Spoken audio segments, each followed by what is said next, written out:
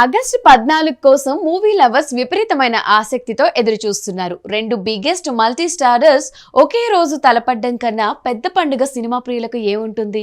Junior NTR, Hrithik Roshan కలయికలో రూపొందించిన war 2కి యష్ రాజ్ ఫిలిమ్స్ భారీ రిలీజ్ ప్లాన్ చేయగా, సన్ పిక్చర్స్ అతి పెద్ద బడ్జెట్తో రూపొందించిన కూలీకి ఆకాశమే హద్దుగా అంచనాలు పెరిగిపోతున్నాయి.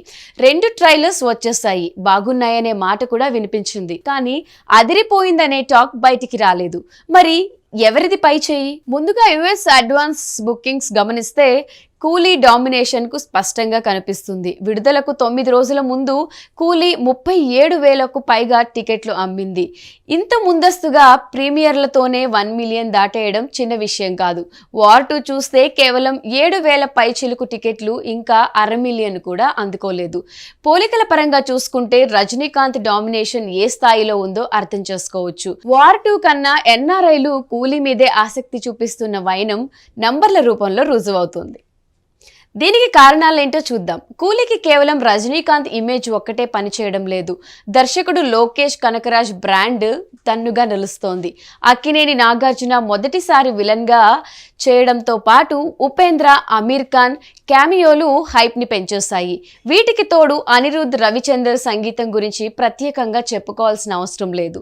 కూలీలో హీరోయిన్ అంటూ ఎవరూ లేరు. శృతి హాసన్ది కథలో కీలకమైన పాత్ర తప్పించి రెగ్యులర్ గా హీరోతో ఆడిపాడడం, గ్లామర్ షోలు లాంటివి మచ్చుకకు కూడా ఉండవు. ఇక వార్ 2 సంగతి చూస్తే దర్శకుడు అయాన్ ముఖర్జీకి హిందీలో కాకుండా ఇతర మార్కెట్లో పెద్దగా పేరు లేదు. బ్రహ్మాస్త్ర లాంటి పాన్ ఇండియా హిట్ ఇచ్చిన మాస్ ఆడియన్స్ లో తన గుర్తింపు మాత్రం తక్కువే.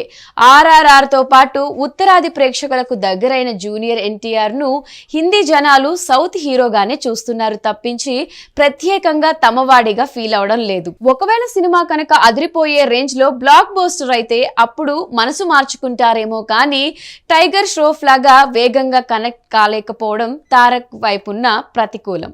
వీటికి తోడు యష్ రాజ్ బ్యానర్ నుంచి స్పై ఫిలిమ్స్ చాలానే వచ్చాయి. ఏక్ దా టైగర్, టైగర్ జిందా హై, టైగర్ 3, వార్, పఠాన్, రాజీ ఇలా మొత్తం మొహం మొత్తేదాకా ఇదే బ్యాక్ డ్రాప్ లోనే తీస్తూ వచ్చారు. సహజంగానే వార్ 2 కూడా ఇదే కోవలో అలాంటి కథలోనే ఉంటుందనే అనుమానాలు ఫ్యాన్స్ లో లేకపోలేదు. కొంత బస్ తగ్గడానికి ఇది కూడా కారణం కావచ్చు. ప్రీతం కంపోజ్ చేసిన పాటలు అంతగా వైరల్ కాలేదు. సాంగ్స్ ని వేగంగా రిలీజ్ చేయడంలో ఎస్ టీమ్ వైఫల్యం చెందడం ఆడియో పరంగా మైనస్ కానుంది. తారక్, హృతిక్ కలిసి డాన్స్ చేసిన పాట మీదే ఇప్పుడు అందరి దృష్టి ఉంది. ఇండియాకు సంబంధించి వార్ 2 కూలీ బుకింగ్స్ ఇంకా మొదలు పెట్టలేదు. తెలుగు రాష్ట్రాల్లో టికెట్ ధరల పెంపు తీసుకున్న తర్వాత ఆన్లైన్ సేల్స్ స్టార్ట్ చేశారు. ఇంకా కొన్ని ఏరియాల్లో బిజినెస్ క్లోజ్ కావాల్సి ఉంది.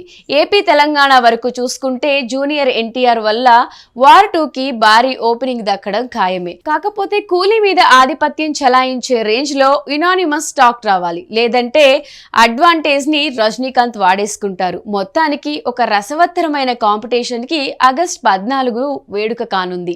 ఎన్ని రికార్డులు బద్దలవుతాయో, ఎన్ని మైలురాయిలు నమోదవుతాయో వెయిట్ చేసి చూడాల్సిందే.